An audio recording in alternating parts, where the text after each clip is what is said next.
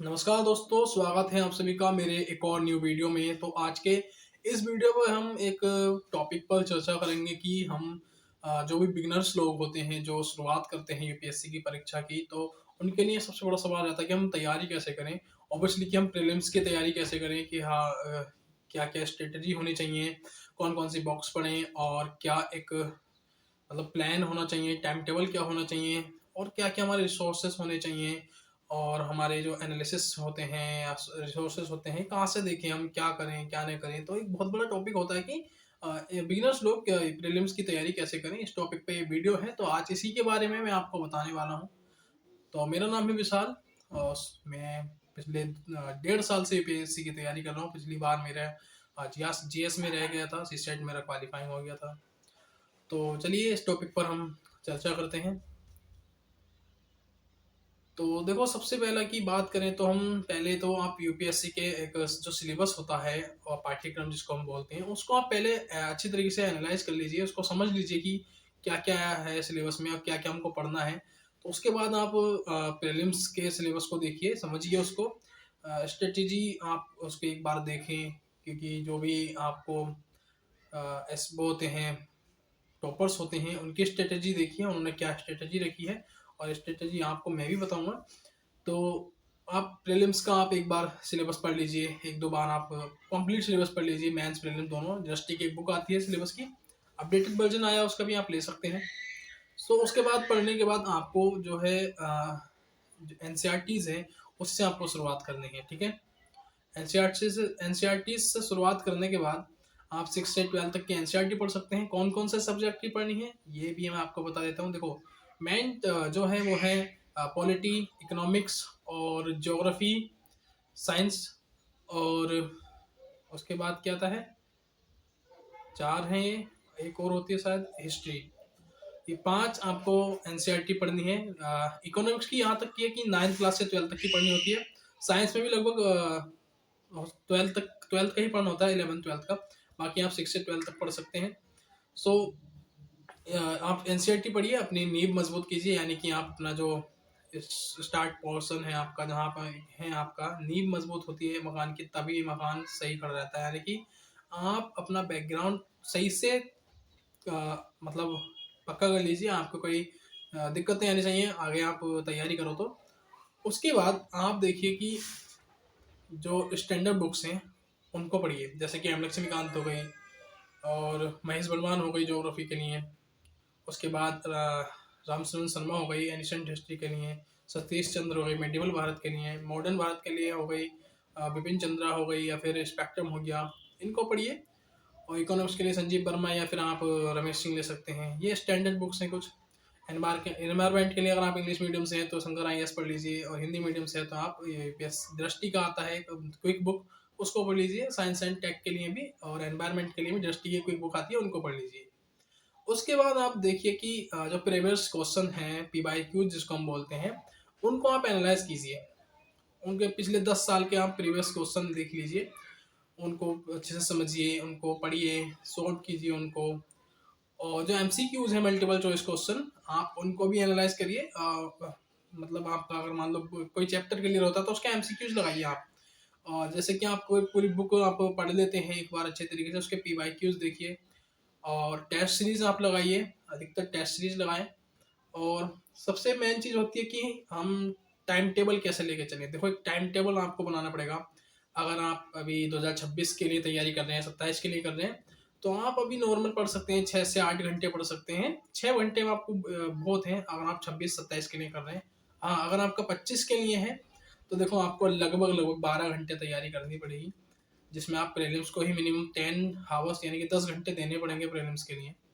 सो आप time table according अपने बना लीजिए, जिसमें कि भी एंटरटेन भी होना चाहिए थोड़ा बहुत, और आपकी जो भी फिजिकल एक्टिविटीज़ होती है वो भी होना चाहिए। ब्रेक्स भी होने चाहिए 10-5 मिनट के, जो भी आपके स्टडी सेशन के बीच में ब्रेक्स होते हैं। और इफेक्टिव जो तैयारी होती है उसको आप करिए। और बहुत से यूट्यूब चैनल हैं आपके रिसोर्सेज के लिए, एनालिस के लिए। आपको एनसीईआरटीज फ्री में मिल जाएंगे, यूट्यूब पर आप सर्च करेंगे इस बुक की एनसीईआरटी, हिस्ट्री एनसीईआरटी क्लास 7। आपको बहुत सारी let's crack UPSC CSC Hindi का एक चैनल है, उस पर आपको एनसीईआरटी की क्लासेस मिल जाएंगी। और खान सर के आपको चैनल पर पूरी बुक मिल जाएगी, उनकी पीडीएफ मिल जाएगी आपको। उसके बाद स्ट्रेटेजी मैं बता देता हूँ, जैसे कि अगर आपके पास देखो अभी 5 महीने अगर आप 2025 के लिए हैं, तो 5 महीने में आप क्या करें कि देखो मिनिमम 2 सब्जेक्ट आपको लेके चलने पड़ेंगे। 2 सब्जेक्ट आपको लेके चलने हैं, जैसे कि मैं एग्जांपल के लिए ले लेता हूँ, पॉलिटी एंड इकोनॉमिक्स ले लीजिए, जो कि मैं अभी मेरा चल रहा है, पॉलिटी इकोनॉमिक्स रिवीजन मेरा चल रहा है। तो आप पॉलिटी और इकोनॉमिक्स को लेकर चलिए, उसको 1 महीने में ख़त्म कीजिए, ठीक है। उसके PYQs देखिए, MCQs देखिए, टेस्ट सीरीज लगाइए, उसकी नोट्स बनाइए, और अगर आपके पास नोट्स ऑलरेडी हैं बने हुए उसको रिवीजन कीजिए, और 3 से 4 बार आपको उसको रिवीजन कर लेना है। और प्रीलिम्स के मतलब 1 महीने पहले सबको एक बार रिवीजन कर लेना है, 2-3 बार। और आप नेक्स्ट जैसे फरवरी स्टार्ट हो तो फरवरी में आप ज्योग्राफी और हिस्ट्री रख लीजिए, या हिस्ट्री बहुत बड़ा हो जाएगा तो आप ज्योग्राफी और हिस्ट्री रख लीजिए, क्योंकि हिस्ट्री में ज़्यादा कुछ नहीं होता है, आपको मॉडर्न और ज़्यादा तो आपको मॉडर्न और एनिशियंट पढ़ने होता है। मेडिवल से इतने क्वेश्चंस नहीं आते हैं, फिर भी आप मेडिवल पढ़ लेना। उसके बाद आप मार्च में साइंस टेक, ये तो आपका करंट से हो जाएगा, एनवायरनमेंट हो गया और करंट अफेयर हो गया, ऑब्वियसली आपके लिए करंट अफेयर भी पढ़ना पड़ता है। 7 ये टॉपिक्स होते हैं, जैसे हिस्ट्री है, पॉलिटी है, इकोनॉमिक्स है, ज्योग्राफी है, और साइंस एंड टेक है, एनवायरनमेंट है और करंट अफेयर। ये 7 हैं आपके लिए, 7 रिसोर्सेस हैं, आप इनको पढ़िए।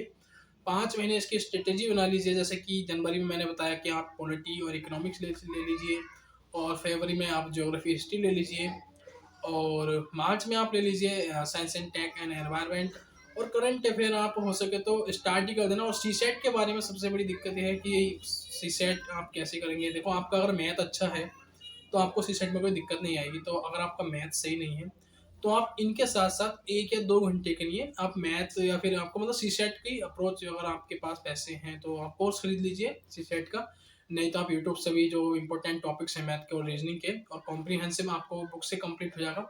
और ज़्यादातर मेरी राय है कि आप सी सेट के लिए आप प्रीवियस क्वेश्चंस को ही लगाइए, और मैथ के 2-3 आप जो 3-4 चैप्टर है इंपॉर्टेंट उनको पढ़ लीजिए, और आप रीजनिंग आप अच्छी कर लीजिए, क्योंकि रीजनिंग जो है वो एक ईजी पोर्शन होता है सी सेट में, आप उसको अच्छा कर लीजिए एक बार।